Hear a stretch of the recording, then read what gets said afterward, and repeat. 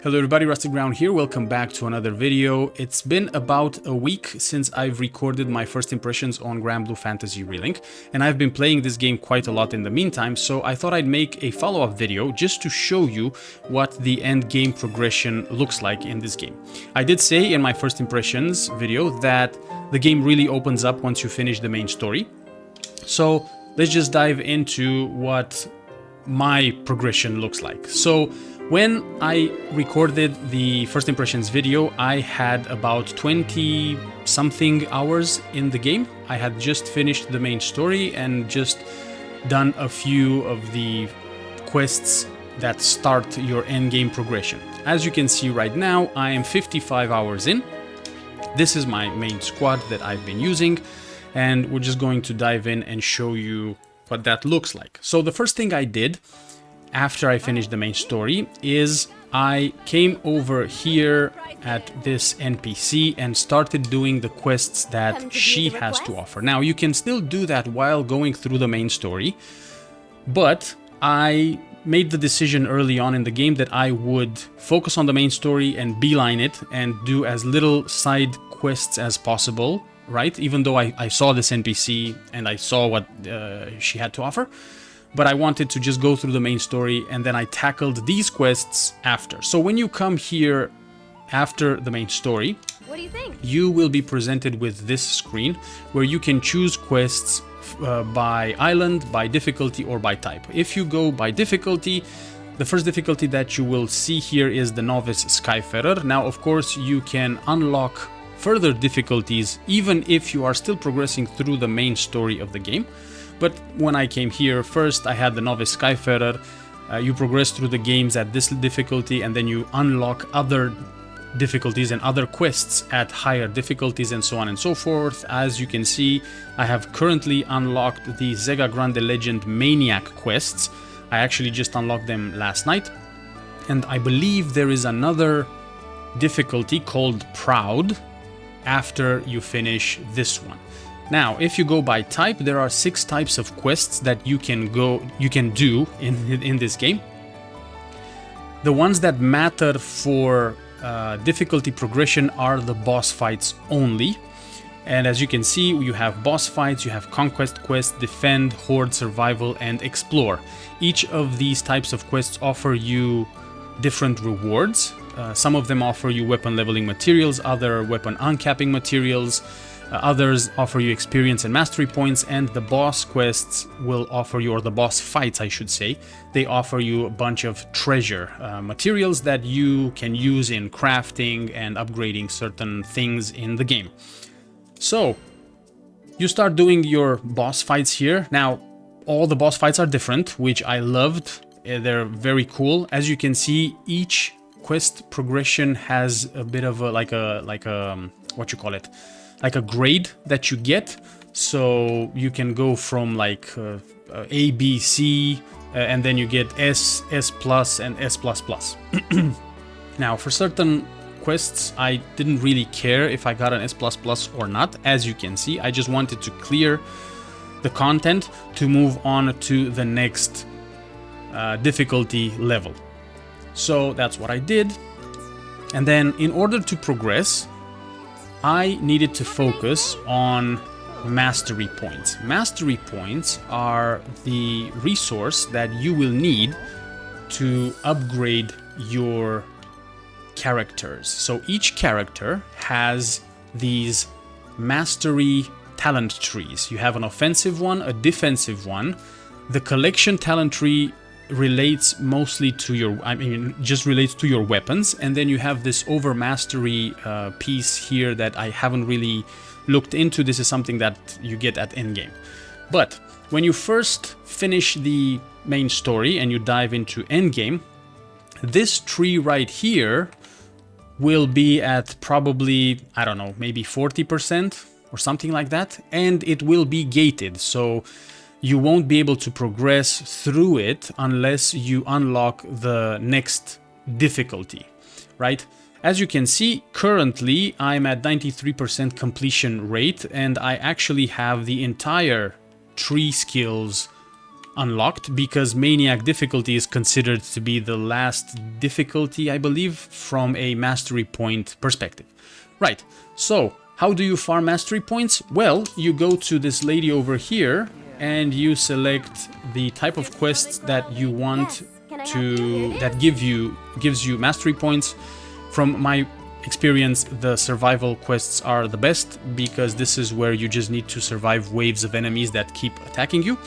And there is a way to AFK farm at least one of these quests. So the one that I have AFK farmed quite a lot is this one, the Juice of Jealousy.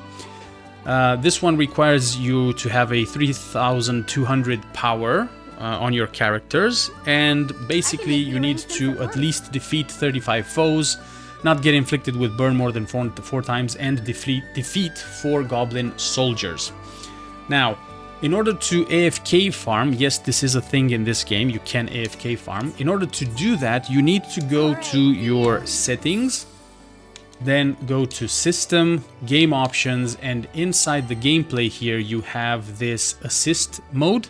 And as you can see, mine is currently set to full assist mode. You can toggle it off, put it on assist mode, on full assist mode. Full assist mode basically takes control of your characters, all of them, including the one that you control, and it just controls it for you, right?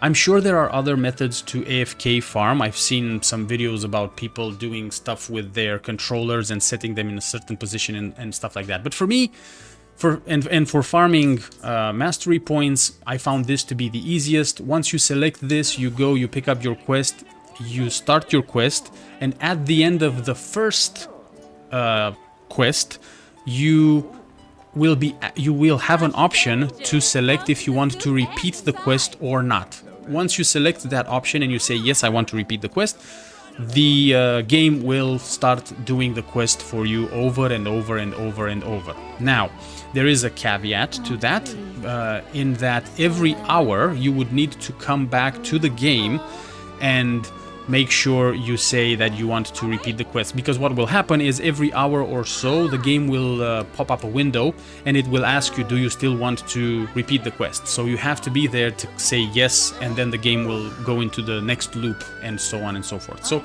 I did that for quite a while and I got my character's masteries almost done. As you can see here, this is Rackham, then I have Catalina is at 9391, Eugen is at 9390, and Io is at 9385% complete. So I still have a little bit more to grind for them, but because I can do this AFK, it's gonna be easy. Right, now you still need to have the game open to do that, so as long as you have 2 screens, you can put the game on one of the screens and then you can do whatever you want on the other one and so on and so forth, or just leave the game in the background and that's it. The next thing that I focused on was the weapons for each character. So each character has a bunch of weapons that you can craft and upgrade as you progress through the game. These weapons become available right over here at your friendly blacksmith.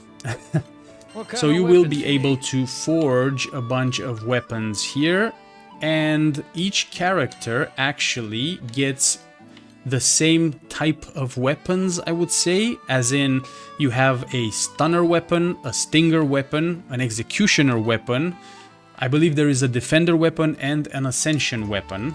I don't know why it's not here. I think it's not here because the defender weapon is the weapon that you get when you start the game. So that's the first weapon that each character gets. So, and as you can see, these weapons have the same starting trait. So for example, the stunner weapon has the stun power trait, the stinger weapon has the critical hit trait, and the executioner has the weak point damage. And this is the same for every character.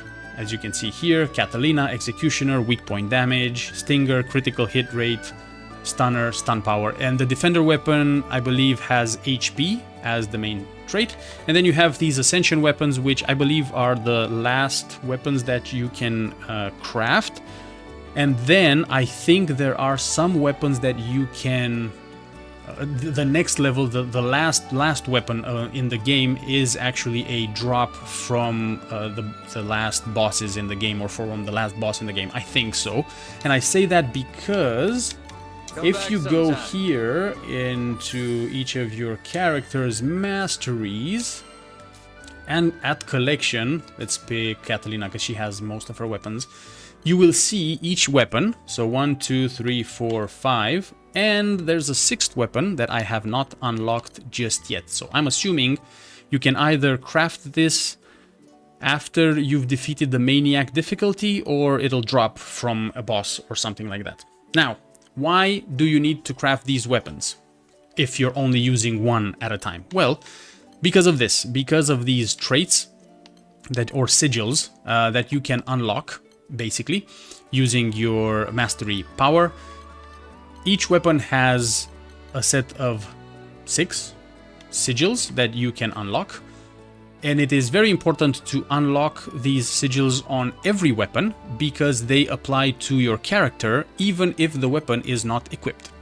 So that is what I did. Now, if you're going to be playing this in co-op, you don't need to focus on all these characters. You can just focus on your main character, which will make your life a little bit easier, because you will have less grinding to do in the short term, and then just max out your character like that. Now, another thing that you need to do, or you should do, after you finish the main story is go and do the Fate quests. So if you come to this NPC right here and you go to your Fate episodes, these are essentially backstories for your characters. They are mostly audio and video, not video, because they're basically text and audio types of content, where each of your unlocked characters will start narrating a bit about their backstory, essentially. The reason why you want to do these is because for every Fate series, let's call them series here, so as you can see, every character has like a 10 episode series. For every episode 4 and 8 into each character's series, you get to unlock an additional sigil slot. And I'll show you what that is in a second. But you also get, for each other episode, you get permanent increases for your HP and attack for that character, right? So as you can see, I finished Rackham's. Here I still have the other characters to do, and I will do them, but they are very important, and you should do your Fate quests. Now, what are sigils? Well, if I go back to the settings here, if I go to my gear, go to Rackham, these are the sigil slots that I was talking about. So these are the sigil slots that you unlock, and each of these you can put sigils in, and these sigils are essentially the way you customize your character and you min-max and you improve your character overall. Now, I haven't unlocked the highest ranking sigils, so at the moment it's just a mishmash of what I thought it was better to have on Rackham, for example. But yeah, you unlock these sigil slots by completing your mastery trees, but also by doing your Fate slots, your Fate episodes, sorry. And I believe you also get to unlock a few slots by doing some quests. I might be wrong. You can correct me on that in the comment section if you know better, but yeah, essentially you need to, and you want to, to unlock these slots as fast as possible and have them unlock as many as possible so that you can then maximize the potential of your character. But yeah, that's about it in terms of end game progression. This is what you will be grinding towards, and this is what I have been doing since I finished the main story. You can do this for your entire party, or you do this just for the main character that you want. Oh yeah, speaking of characters, sorry, I didn't cover this. So in this game you can unlock another 12 characters. So the way you do that is you go to this NPC right here, and you need to have these crewmate cards. And as you can see in the top right hand corner there, I currently have 11 crewmate cards, and each of those unlocks one of these characters, you get a little bit of a description for each character, and you get to see their stats when you unlock them. You also get to see their level and their first weapon level. I haven't unlocked them because I just wanted to focus on my main party first, and I will start unlocking them afterwards. You get these crewmate cards just by playing the game and doing the quests, so you don't need to grind or anything for the crewmate cards, so don't worry about that. You can also unlock your characters while you're still going through the main game progression, or the main story, I mean. Progression, so you do as you please. I personally decided not to unlock these characters yet because I wanted to maximize Rackham first, and then one by one I will start unlocking those and playing with them, and each of them has a different play style, so you have a lot of diversity in the game, and there's a lot of content here to cover. But yeah, these are the main things that you are going to do at endgame, and I'm assuming that once you reach the highest difficulty, you will start farming like the most difficult encounters, which will unlock materials that will maximize your character's potential. But yeah, this has been my progression so far. I am still, you know, grinding through, let's say, although it really doesn't feel like a grind. I'm really enjoying my time with the game, especially like the boss fights. If you come over here and you select the boss battles, some of them, or not some of them, all of them so far for me were amazing. So I'm really enjoying this, and I need to try the co-op option for these as well.